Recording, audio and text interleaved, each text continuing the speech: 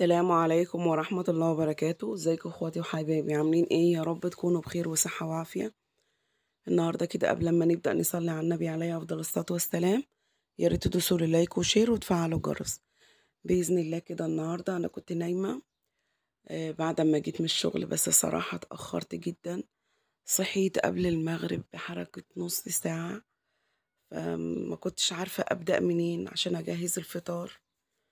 ربنا يعيني بقى. وبعد ما قمت بقى قمت على خناق ابني عمال يتخانق وقعد يزعق. ازاي وازاي لحد دلوقتي ما جهزتيش الاكل؟ فاخر حاجه بتضايق البني ادم او تضايق الست مننا ان بعد شقاها وتعبها ده كله تاخد زعيق او بهدله او اهانه. فربنا يلطف بينا يا رب. تعالوا كده هنشوف احنا هنعمل ايه. احنا هنعمل مكرونه بشاميل. احنا دلوقتي عصجنا اللحمه بالبصل، وكمان حاطين عليها بطاطس مهروسة. أنا قشرت بطاطسيتين وسلقتهم بحبة ملح ومية، وهرستهم بعد ما استووا وضفتهم على اللحمة. ضعفوا كمية اللحمة جدا جدا. كمان حطيت قوطاية متقطعة، حبة قوطة، وحطيت كمان كام قرن فلفل برضو. هنيجي بقى للبشاميل. البشاميل بقى في ناس كتير ما بتقدرش انها اول ما تضيف الدقيق على السمنة ما بتعرفش تقلب بسرعة، بيكلكع منها. عشان كده دي الطريقة دي أسهل. احنا بنضربهم الدقيق واللبن في الخلاط أو في الكبة. بعد كده تضيفيهم على طول على السمنة تكون سخنة قوي على النار وبتقدح.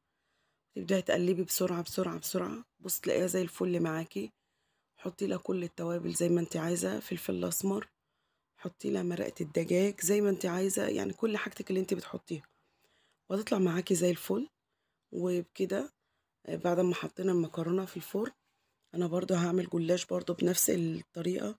اللحمة المفرومة اللي انا عملتها دي تقريبا نص كيلو، يعني ضعفت الكمية تقريبا بالبطاطس والبصل والحاجة اللي زي كده لكيلو كيلو وربع. وبكده نكون بنعمل الجلاش. بندهن طبعا ورقة وورقة سمنة، لازم الصينية تكون ناشفة. هنحط نص الكمية من تحت، وبعد كده بنضيف اللحمة، ونضيف باقي الكمية من فوق آه، زي ما انتوا شايفين كده. ولازم نقطعها قبل ما تدخل الفرن. وبعد كده بنضيف عليها، بعد ما نقطعها بنضيف عليها لبن وبيضة وحبة فلفل أسمر عشان تضيع ريحة البيض. الطريقة دي بنسقي منها الجلاش، بتطلع جميلة جدا جدا، بتطلع طرية. بعد ما تطلعيها من الفرن مفروض انك تغطيها شوية عشان ما تطلعش معاكي ناشفة. زي ما انتوا شايفين كده احنا بنسقيها بالطريقة دي. تدخل الفرن بتطلع جميلة جدا جدا. شايفين زياد بيعمل فيا ايه؟ بيتخانق، بيمسكني من قفايا عشان خاطر الاكل، يعني اخر التعب عليهم. بصوا لو شايفين بعد الاكل ما خلص، بصوا الجلاش طلع طري جدا جدا. وعملت فراخ برضو كل واحد يا دوب مناب، مش كتير، لانك عشان خاطر تعملي كل حاجة الميزانية هتبوظ معاكي. مكرونة بشاميل طالعة برضو جميلة جدا، بس انا بحط اللحمة من فوق عشان انتوا شايفين الشكل ده. الجلاش كده طالع طري جدا وجميل. وعملنا كمان حبة سلطة معاهم.